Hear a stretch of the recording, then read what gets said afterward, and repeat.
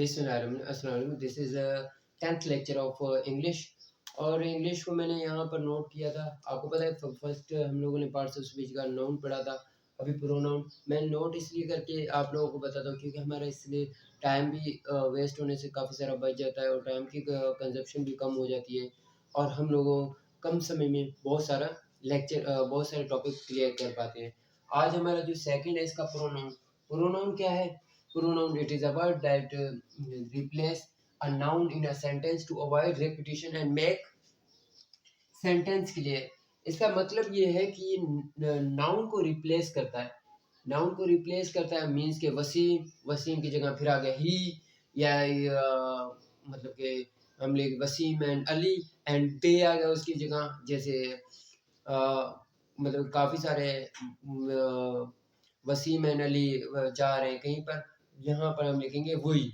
मतलब कि काफ़ी सारे जिस तरह हम लोग इसको ईजी अगर एग्जांपल के तौर पर लिखें, ही, शी, इट, ये सारे क्या, इनको सारों को क्या कह सकते हैं? प्रोनाउन। और इसमें वी, दे, ये सारे प्रोनाउन है। अब प्रोनाउन की टाइप्स कौन सी है? There are 7 types of pronoun. Pronoun की 7 टाइप्स है। सबसे पहली types personal pronoun, possessive pronoun, reflexive pronoun, demonstrative pronoun, interrogative pronoun, relative pronoun and last indefinite pronoun. अब इनके ये सारा तो हम लोगों ने पढ़ लिया, इसकी 7 टाइप्स हैं। सर इन 7 टाइप में से इनकी डेफिनेशन और इनका मतलब कि इनके जो सिंबल्स हैं, मतलब किस तरह हम इनको आइडेंटिफाई कर सकते हैं? रिफ्लेक्सिव क्या है सर? पोजेसिव ठहरे, मैं आप लोगों को यहाँ पर लिखा पड़ा है सब कुछ, मैं आप लोगों को बताता हूँ। तो सबसे पहले पर्सनल प्रोनाउन। पर्सनल प्रोनाउन क्या है? Personal pronoun refer to peoples or things, specific peoples or things, मतलब specific people as, for example मिसाल के तौर पर आई, यू, ही, शी, इसको क्या कहते हैं? Personal pronoun. Possessive pronoun, possessive pronoun के क्या मतलब है? Possessive pronoun indicates ownership, position. Example के तौर पर मतलब पोजेसिव से ही पता चल गया कि कोई चीज मेरी मलकियत है। यहाँ पर mine, this is mine, your, this is your book, and he, his, her, ये सारा कुछ। और रिफ्लेक्सिव प्रोनाउन में refer back to the subject of the sentence. अब आपको रिफ्लेक्शन से ही पता चल गया रिफ्लेक्शन क्या होता है। रिफ्लेक्ट मतलब कि बैक साइड पे देखना और रिफ्लेक्ट हो जाना। Refer to the back to the subject to of the sentence. Example myself, अगर सब्जेक्ट हो गया आई तो माई सेल्फ आ गया, अगर यू आ गया तो यूर सेल्फ आ गया, हर आ गया तो हर सेल्फ आ गया। उसके बाद डेमोन्स्ट्रेटिव प्रोनाउन। डेमोन्स्ट्रेटिव प्रोनाउन का क्या मतलब है? Point to specific things or people, for example मिसाल के तौर पर दिस, दैट, दिस। एंड उसके बाद interrogative pronoun. Interrogative pronoun used to ask question, means के इंट्रोगेटिव को आपको पता चल गया कि इंट्रोगेटिव है एक मतलब कि किसी से क्वेश्चन पूछना, हु, होम, हुज, इसकी। उसके बाद relative pronoun. Relative pronoun introduce relative clause and connect them to main clause। main clause who, whom, whose। इनका दोनों का डिफरेंस ये है कि ये दो क्लॉज हैं उनको जोड़ता है, और इसमें ये है कि ये इंडिकेट करता है मतलब कि ये क्वेश्चन मार्क्स है, सॉरी, ये पॉइंट को क्या करता है? इंट्रोगेटिव, ये क्वेश्चन के तौर पर whose, who, मतलब ये करता है। और यहाँ पर ये कनेक्ट करता है एक क्लॉज से दूसरी क्लॉज से, मतलब कि he is who which I meet in a meeting, मतलब जिसको मैं मीटिंग में मिला था। उसके बाद रिफ्लेक्सिव प्रोनाउन। अच्छा ये तो हो गया रिलेटिव प्रोनाउन। रिलेटिव प्रोनाउन उसके बाद है indefinite pronoun, refer to non specific person or thing. हाँ, that is, this is interesting, मतलब कि कोई भी नॉन स्पेसिफिक पर्सन या थिंग हो, जिस तरह एनीवन, एवरीवन, ऑल और समवन, ये सारा क्या है? Indefinite pronoun. आगे हम पढ़ते हैं वर्ब। वर्ब की डेफिनेशन, वर्ब की टाइप्स। और यहाँ पर हम लोगों ने सबसे पहले प्रोनाउन की डेफिनेशन पढ़ी, फिर उसके बाद प्रोनाउन की टाइप्स पढ़ी। टाइप्स में हमने इसकी 7 टाइप्स को हमने डिस्कस किया, इसकी एग्जांपल ली। आगे हम लोग क्या पढ़ते हैं? वर्ब के बारे में पढ़ते हैं। What is verb? Now we are discussing verb. This is a third types of parts of speech. ये पार्ट्स ऑफ स्पीच का तीसरा जो मेन वर्ब है, जिसके बारे में मेन एक टाइप है जिसके बारे में हम डिस्कस करने वाले हैं। वर्ब, सबसे पहले हम वर्ब की क्या करते हैं, सबसे पहले हम वर्ब की देखेंगे what is the definition of verb. What is verb?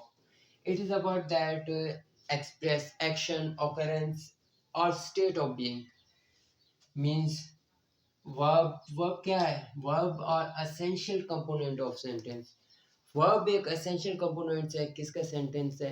Without verb sentence may not complete या can not be complete. Verb की as they indicate what is subject doing, मतलब कि वर्ब का मतलब ये है कि व्हाट इज सब्जेक्ट डूइंग, क्या कर रहा है।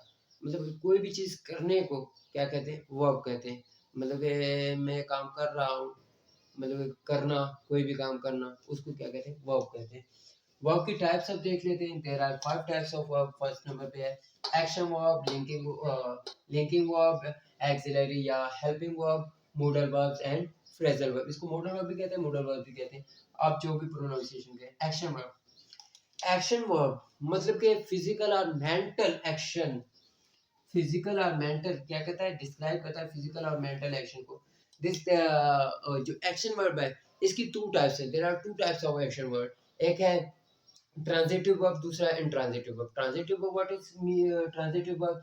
Require direct object to complete meaning, their meaning. मतलब कि जो ट्रांजिटिव वर्ब्स होते हैं उसमें ऑब्जेक्ट लाजमी आता है, क्योंकि एक सेंटेंस का मीनिंग कंप्लीट होने के लिए ये ज़रूरी है, ऑब्जेक्ट का आना ज़रूरी होता है। तो यहाँ पर हम इसकी example, he kicks the ball, he kicked the ball, मतलब उसने बॉल को किक की। ही किक्ड, उसने किसको किक की ये पता नहीं, तो दैट इज इनकरेक्ट, मतलब कि वो ये कंप्लीट नहीं है। और इंट्रांजिटिव वर्ब, इंट्रांजिटिव वर्ब में हम लोग अगर ऑब्जेक्ट को ना लगाएं, दैट इज अ, मतलब कि इसमें कोई मसला नहीं होता। यहाँ पर do not require a direct object, मतलब कि डायरेक्ट हम ऑब्जेक्ट को इंक्लूड ना करें, इसमें मसला नहीं होता। तो एग्जांपल देते हैं, शी स्लीप्स, वो सो गई। शी स्लीप, वो सो गई। शी सिट, वो बैठ गई। मतलब कि ये इसमें ये नहीं, she sit on on on the table, she sit chair, she sit मतलब कि ऑन द फ्लोर, कहीं पर भी बैठ गई, ये इसमें मैटर नहीं है। शी स्लीप्स, बस शी सिट, ये है। ये दो टाइप्स हैं। उसके बाद linking verb connect the subject to the subject. Complement which can be noun और ऑब्जेक्ट, जैसे is, am, are, was, were. She is a teacher, linking verb she is a teacher, ये लिंक कर रहा है।